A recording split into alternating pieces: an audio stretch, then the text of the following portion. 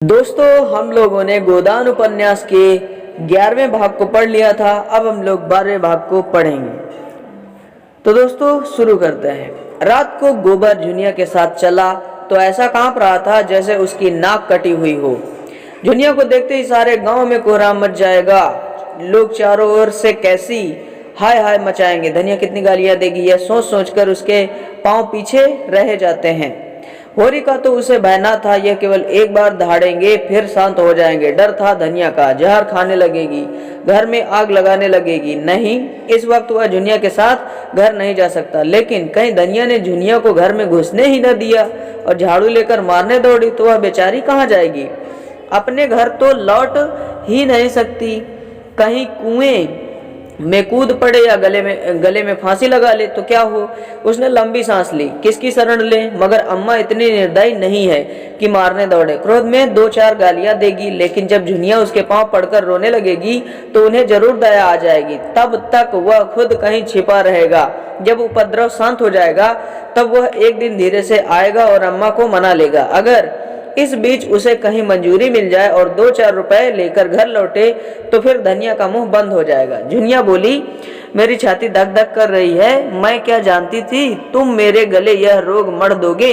न जाने किस बुरी साइड में तुमको देखा। न तुम गाय लेने आते, न यह सब कुछ होता। तुम आगे आगे जाकर जो कुछ कहना सुनना हो कह सुन लेना, मैं पीछे से आऊंगी। गोबर ने कहा, नहीं नहीं, पहले तुम जाना और कहना मैं बाजार से सौदा बेचकर घर जा रही थी।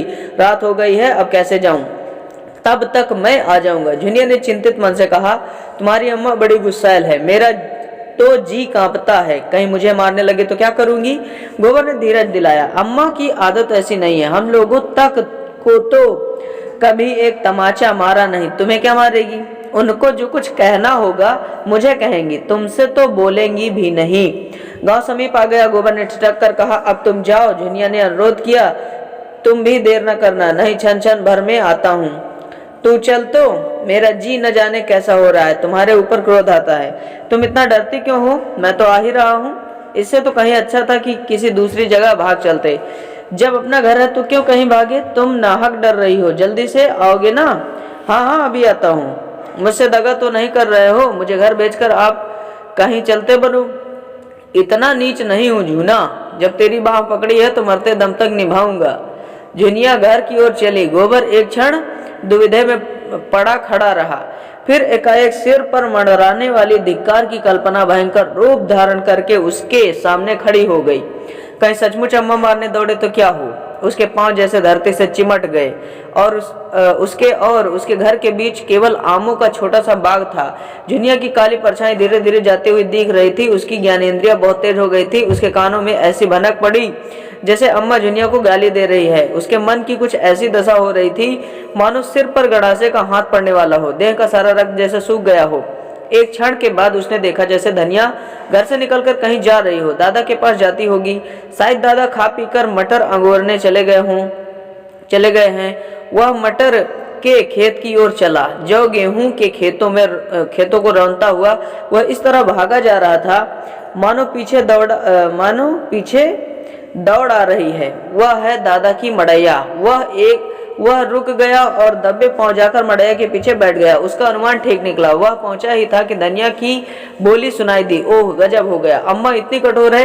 एक अनाथ लड़की पर इन्हें तनिक भी दया नहीं आती। और जो मैं भी सामने जाकर फटकार दूं कि तुमको झुनिया से बोलने का कोई मजाल नहीं है तो सारी सेखी निकल जाए। अच्छा, दादा भी बिगड़ रहे हैं। केले के लिए आज ठीकरा भी तेज हो गया। मैं जरा अदब करता हूँ, उसी का फल है। यह तो दादा भी वहीं जा रहे हैं। अगर झुनिया को इन्होंने मारा पीटा तो मुझसे न सहा जाएगा। भगवान, अब तुम्हारा ही भरोसा है। मैं न जानता था इस विपद में जान फंसेगी। झुनिया मुझे अपने मन में कितना धूर्त, कायर और नीच समझ रही होगी, मगर उसे मार कैसे सकते हैं, घर से निकाल भी कैसे सकते हैं। क्या घर में मेरा हिस्सा नहीं है। अगर झुनिया पर किसी ने हाथ उठाया तो आज महाभारत हो जाएगा। माँ बाप जब तक लड़कों की रक्षा करे तब तक माँ बाप है। जब उनमें ममता ही नहीं है तो कैसे माँ बाप। होरी ज्यों ही मड़ैया से निकला, गोबर भी दबे पांव धीरे धीरे पीछे पीछे चला। लेकिन द्वार पर प्रकाश देखकर उसके पांव बंध गए। उस प्रकाश रेखा के अंदर वह पांव नहीं रख सकता। वह अंधेरे में ही दीवार से चिमटकर खड़ा हो गया। उसकी हिम्मत ने जवाब दे दिया, हाय बेचारी झुनिया पर निरपराध यह लोग झल्ला रहे हैं और वह कुछ नहीं कर सकता। उसने खेल खेल में जो एक चिंगारी फेंक दी थी वह सारे खलिहान को भस्म कर देगी, यह उसने न समझा था। और अब उसमें इतना साहस न था कि सामने आकर कहे, हाँ मैंने चिंगारी फेंकी थी। जिन टिकोनों से उसने अपने मन को संभाला था वे सब इस भूकंप में नीचे आ रहे और वह झोपड़ा नीचे गिर पड़ा। वह पीछे लौटा। अब वह झुनिया को क्या मुंह दिखाए। वह 100 कदम चला पर इस तरह जैसे कोई सिपाही मैदान से भागे। उसने झुनिया से प्रीति और विवाह की जो बातें की थी वह सब याद आने लगी। वह अभिसार की मीठी स्मृतियां याद आईं जब वह अपने उन्मत्त उसासों में अपनी नशीली चितवनों में मानो अपने प्राण निकालकर उसके चरणों पर रख देता था। झुनिया किसी वियोगी पक्षी की भांति अपने छोटे से घोंसले में एकांत जीवन काट रही थी। वहां नर का मत आग्रह न था, न वह उद्दीप्त उल्लास, न शावकों की मीठी आवाजें, मगर बहेलिये का जाल और पल और छल भी तो वहां न था। गोबर ने उसके एकांत घोंसले में जाकर उसे कुछ आनंद पहुंचाया या नहीं कौन जाने, पर उसे विपत्ति में तो डाल ही दिया। वह संभल गया। भागता हुआ सिपाही मानो अपने एक साथी का बढ़ावा सुनकर पीछे लौट पड़ा। उसने द्वार पर आकर देखा तो किवाड़ बंद हो गए थे। किवाड़ों के दराजों से प्रकाश की रेखाएं बाहर निकल रही थी। उसने एक दराज से बाहर झांका। धनिया और झुनिया बैठी हुई थी। होरी खड़ा था। झुनिया की सिसकियां सुनाई दे रही थी और धनिया उसे समझा रही थी, बेटी तू चलकर घर में बैठ, मैं तेरे काका और भाइयों को देख लूंगी। जब तक हम जीते हैं किसी बात की चिंता नहीं है। हमारे रहते कोई तुझे तिरछी आंखों देख भी न सकेगा। गोबर गदगद हो गया। आज वह किसी लायक होता तो दादा और अम्मा को सोने से मढ़ देता और कहता, अब तुम कुछ परवाह न करो, आराम से बैठे खाओ और जितना दान पुण्य करना चाहो करो। झुनिया के प्रति अब उसे कोई शंका नहीं है। वह उसे जो आश्रय देना चाहता था वह मिल गया। झुनिया उसे दगाबाज समझती है तो समझे। अब तभी घर जाएगा जब वह पैसे के बल से सारे गांव का मुंह बंद कर सके और दादा और अम्मा उसे कुल का कलंक न समझकर कुल का तिलक समझे। मन पर जितना ही गहरा आघात होता है उसकी प्रतिक्रिया भी उतनी ही गहरी होती है। इस अपकीर्ति और कलंक ने गोबर के अंतस्थल को मथ कर वह रत्न निकाल लिया जो अभी तक छिपा पड़ा था। आज पहली बार उसे अपने दायित्व का ज्ञान हुआ और उसके साथ ही संकल्प भी। अब तक वह कम से कम काम करता और ज्यादा से ज्यादा खाना अपना हक समझता था। उसके मन में कभी यह विचार ही नहीं उठा था कि घर वालों के साथ उसका भी कुछ कर्तव्य है। आज माता पिता की उदात्त क्षमा ने जैसे उसके हृदय में प्रकाश डाल दिया। जब धनिया और झुनिया भीतर चली गई तो वह होरी की उसी मड़ैया में जा बैठा और भविष्य के मंसूबे बांधने लगा। शहर के बेलदारों को 5-6 आने रोज मिलते हैं, यह उसने सुन रखा था। अगर उसे 6 आने रोज मिले और वह 1 आने में गुजर कर ले तो 5 आने रोज बच जाएं। महीने में 10 रुपए होते हैं और साल भर में 125। वह 125 की थैली लेकर घर आए तो किसकी मजाल है जो उसके सामने मुंह खोल सके। यही दाता दीन और यही पटेश्वरी आकर उसकी हाँ में हाँ मिलाएंगे और झुनिया तो मारे घर के फूल जाए। 2-4 साल वह इसी तरह कमाता रहे तो घर का सारा दलिद्दर मिट जाए। अभी तो सारे गांव की कमाई भी 125 नहीं होती। अब वह अकेला 125 कमाएगा। यही तो लोग कहेंगे कि मजूरी करता है। कहने दो, मजूरी करना कोई पाप तो नहीं है। और सदा 6 आने ही थोड़े मिलेंगे। जैसे जैसे वह काम में होशियार होगा मजूरी भी तो बढ़ेगी। तब वह दादा से कहेगा, अब तुम घर बैठकर भगवान का भजन करो। इस खेती में जान खपाने के सिवा और क्या रखा है। सबसे पहले वह एक पछाई गाय लेगा जो 4 सेर दूध देगी और दादा से कहेगा, तुम गौ माता की सेवा करो, इससे तुम्हारा लोक भी बनेगा परलोक भी।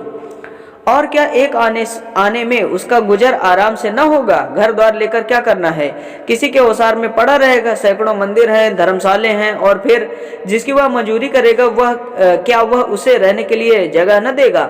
आटा रुपए का 10 सेर आता है। आटा रुपए का 10 सेर आता है।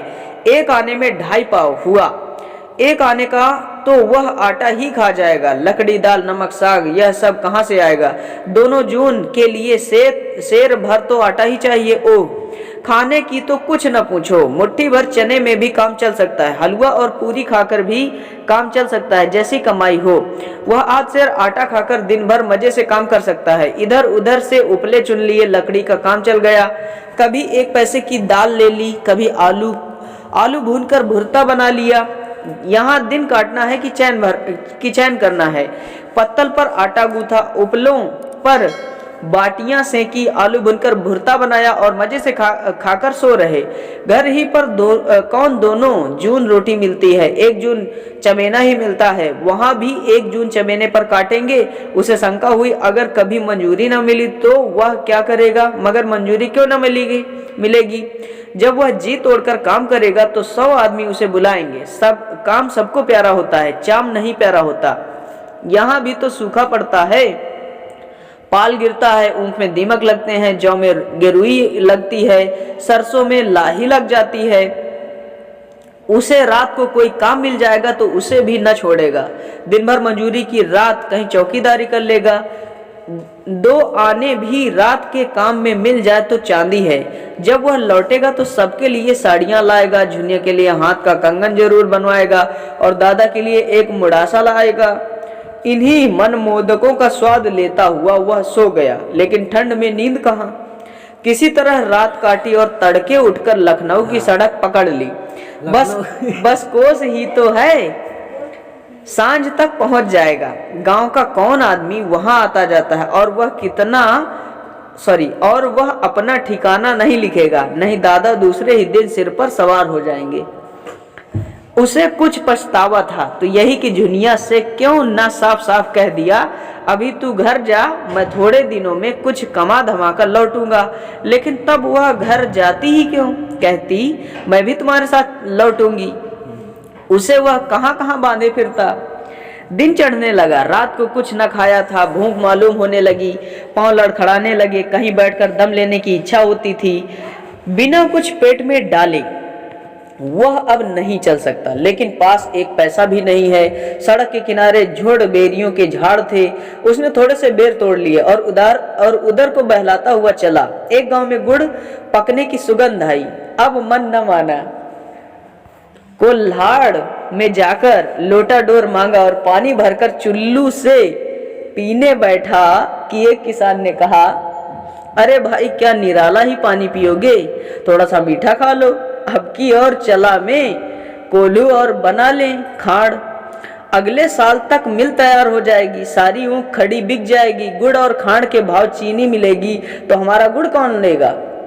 उसने एक कटोरे में गुड़ की कई पिंडियां लाकर दी। गोबर ने गुड़ खाया, पानी पिया। तंबाकू तो पीते होंगे, गोबर ने बहाना किया, अभी चिलम नहीं पीता।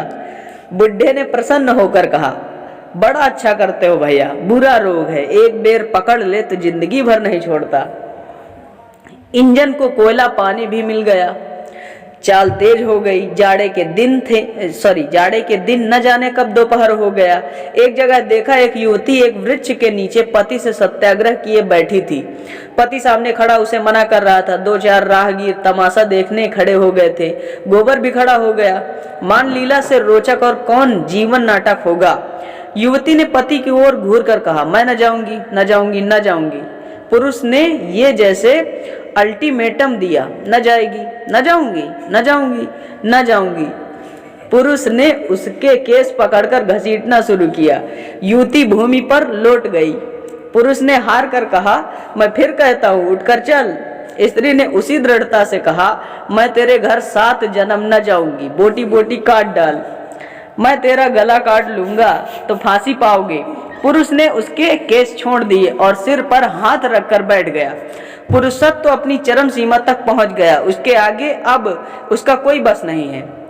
एक क्षण में वह फिर खड़ा हुआ और परास्त होकर बोला, आखिर तू क्या चाहती है? युवती भी उठ बैठी और निश्चल भाव से बोली, मैं यही चाहती हूँ, तू मुझे छोड़ दे। कुछ मुंह से कहेगी, बात क्या बात हुई? मेरे भाई बाप से कोई क्यों गाली दे? मेरे भाई बाप को कोई क्यों गाली दे?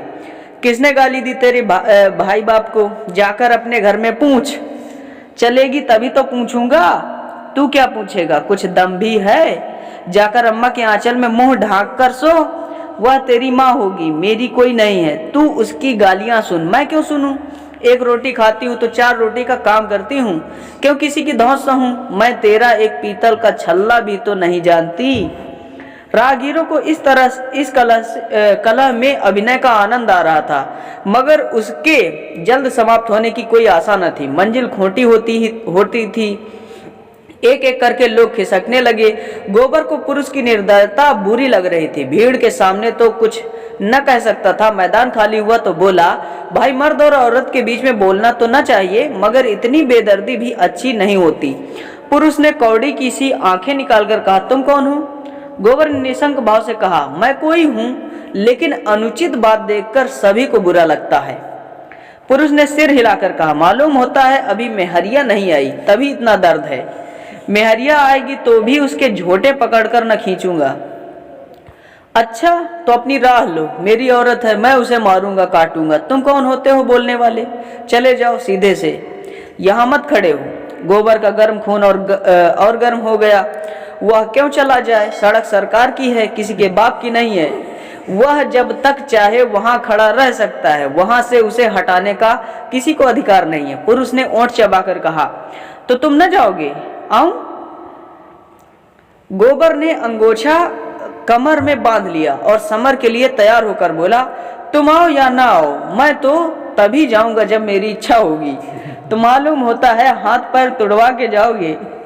यह कौन जानता है किसके हाथ पांव टूटेंगे। तो तुम न जाओगे ना?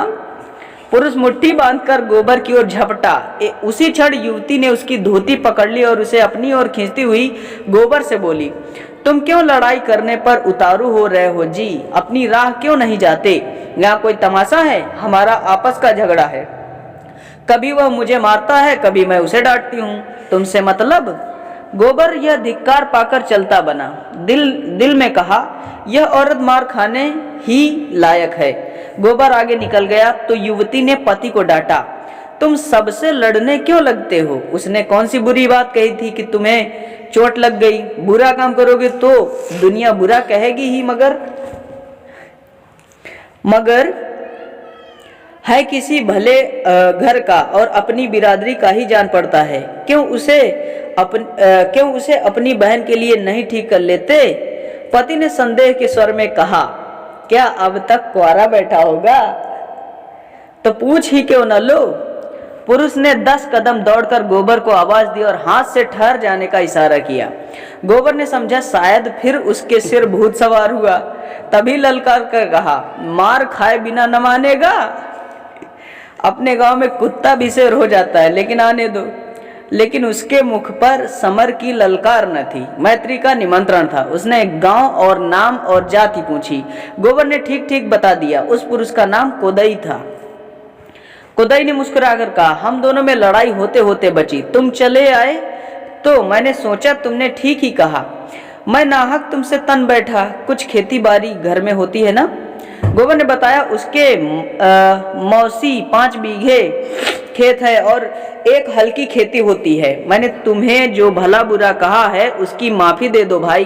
क्रोध में आदमी अंधा हो जाता है। औरत गुण सहूर में लक्ष्मी है, मुदा कभी कभी न जाने कौन सा भूत इस पर सवार हो जाता है। अब तुम ही बताओ, माता पर मेरा क्या बस है? जन्म तो उन्हीं ने दिया है, पाला पोसा तो उन्हीं ने है। जब कोई बात होगी तो मैं जो कुछ कहूंगा लुगाई से ही कहूंगा, उस पर अपना बस है। तुम सोचो, मैं कुपद तो नहीं कर रहा हूँ। हाँ, मुझे उसका बाल पकड़कर घसीटना न था, लेकिन औरत जात बिना कुछ ताड़ना दिए काबू में भी तो नहीं रहती। चाहती है माँ से अलग हो जाऊं। तुम ही सोचो, कैसे अलग हो जाऊं और किससे अलग हो जाऊं? अपनी माँ से जिसने जन्म दिया। यह मुझसे न होगा, औरत रहे या जाए। क्या विचार है भाई के? गोबर को भी अपनी राय बदलनी पड़ी। बोला, माता का आदर करना तो सबका धर्म ही है भाई। माता से कौन उरीन हो सकता है? खुदाई ने उसे अपने घर चलने का न्योता दिया। आज वह किसी तरह लखनऊ नहीं पहुंच सकता। कोस 2 कोस जाते जाते सांझ हो जाएगी। रात को कहीं ना कहीं टिकना ही पड़ेगा। गोबर ने विनोद किया। लुगाई मान गई? न मानेगी तो क्या करेगी?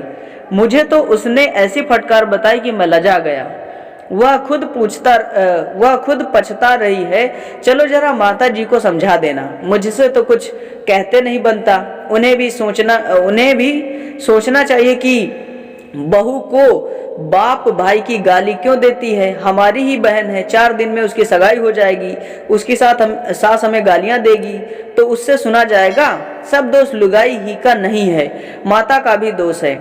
जब हर बात में वह अपनी बेटी का पक्ष करेगी तो हमें बुरा लगेगा ही। इसमें इतनी बात अच्छी है कि घर से रूठकर चली जाए, पर गाली का जवाब गाली से नहीं देती। गोबर को रात के लिए कोई ठिकाना चाहिए था ही। खुदाई के साथ हो लिया। दोनों फिर उसी जगह आए जहां युवती बैठी थी। वह अब गृहिणी बन गई थी। जरा सा घूंघट निकाल लिया था और लजाने लगी थी। खुदाई ने मुस्कुराकर कहा, यह तो आते ही न थे, कहते थे ऐसी डांट सुनने के बाद उनके घर कैसे जाए। युवती ने घूंघट की आड़ से गोबर को देखकर कहा, इतनी ही डांट में डर गए? लुगाई आ जाएगी तब कहाँ भागोगे? गांव समीप ही था। गांव क्या था, पुरवा था, 10-12 घरों का, जिसमें आधे खपरेल के थे, आधे फूस के। खुदाई ने अपने घर पहुंचकर खाट निकाली, उस पर एक दरी डाल दी, शरबत बनाने को कह चिलम भर लाया और एक क्षण में वही युवती लोटे में शरबत लेकर आई और गोबर को पानी का एक छींटा मारकर मानो क्षमा मांग ली। वह अब उसका नंदोई हो रहा था, फिर क्यों ना अभी से छेड़छाड़ शुरू कर दे। तो देखिए दोस्तों, हम लोगों ने गोदान उपन्यास के 12वें भाग को भी पढ़ लिया है। अब 13वें भाग को अगले वीडियो में पढ़ेंगे। तब तक के लिए bye bye, take care and thanks for watching friends.